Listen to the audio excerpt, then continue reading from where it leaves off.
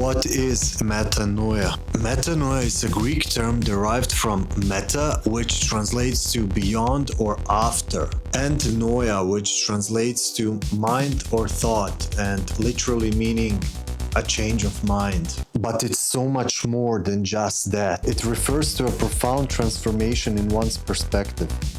It's a reorientation that goes beyond mere intellectual adjustment to encompass a fundamental shift in how one perceives and engages with reality. It's a radical transformation of what it's like to be.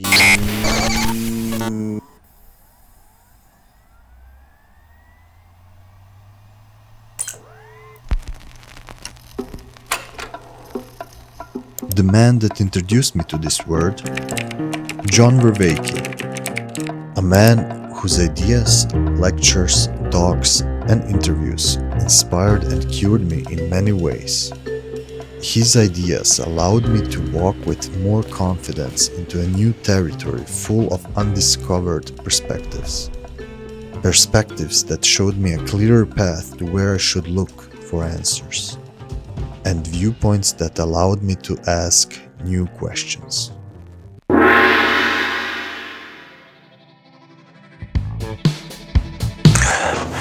So guys, that's it. Thank you for watching. If you're still here, I really hope you enjoyed this little introduction into metanoia. If you didn't, it's probably my fault.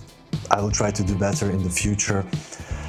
I guess the point of these videos, or this video that I made, is just to inspire and to spark some interest, so you maybe will shift your attention from other stuff to the stuff I really think is meaningful and can bring you closer to finding wisdom. I really hope some of you will give John a chance. I really had a hard time getting into his stuff. My adjustment period for his teachings and his way of expressing and talking was like 2 to 6 months, I think. After 6 months, I finally got his flow and his style of talking. He uses a lot of technical terms that you really don't know the real meaning behind, and he has really a sophisticated and complicated way of expressing his ideas, and it's kind of hard to get it all at first, but believe me, your body and your spirit is capable of adjusting to somebody else. If you give it time, you just have to sleep it over and give your body and mind the time it needs to consume and to process what it has heard and gathered, and then it just happens, and you adjust to it. Okay. I've known about John Vervaeke for at least 6 or 7, 8 years, but I just started 2 or 3 years ago to consume his content, because, as I said earlier than that, I really couldn't. I was watching a lot of Jordan Peterson, and his style of presentation and talking and the vocabulary that he uses came much more natural for me for consumption. So I was gravitating more towards Jordan's teachings and his style of thinking. Also, my big mistake was I never gave John a chance except in interviews with Jordan Peterson, and in their interview, which is just 1.5 hours long. Sometimes John's ideas and John's greatness doesn't come to fruition because his arguments sometimes need really time to be able. He's much more technical than Peterson, and he's much more, let's say, constructed in his approach and thinking, and so he needs more time to build an argument. Where Peterson, with his he's always improvising, and he thinks on the fly, and he comes to his ideas, I don't know, by inspiration in the moment. So it seems, I don't know, so it seems to me.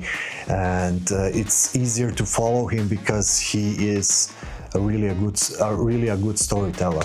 And Vervaeke focuses more on the technicalities and uses very complicated words, which can be discouraging in the beginning.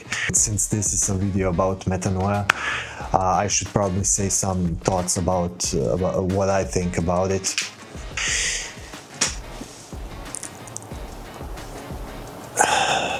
If you're human, as I am, you probably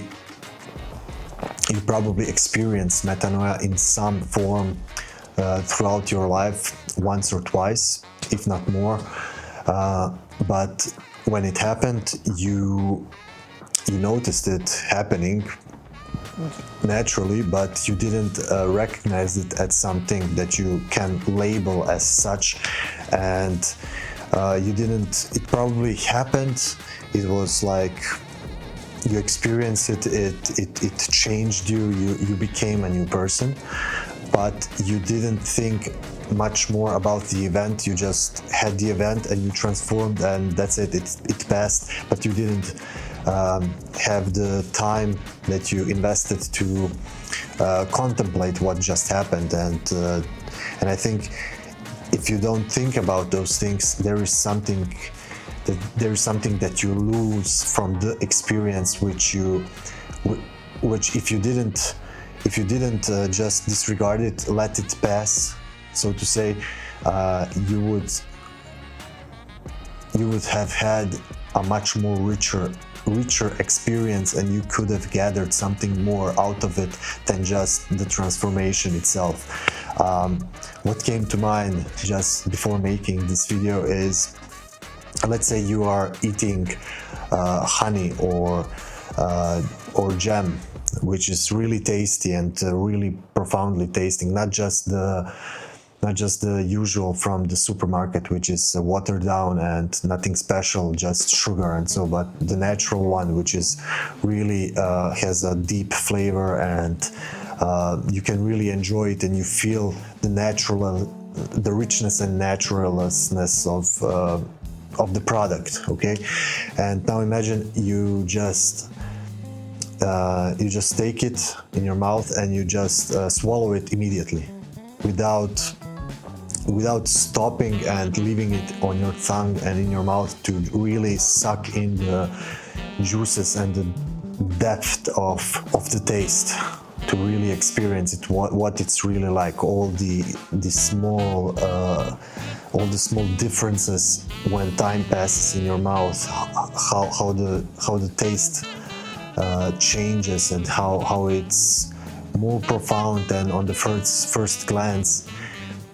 You get what I want to say. It's much more richer experience if you do it this way than just if you take the spoon and put it in your mouth and swallow it down.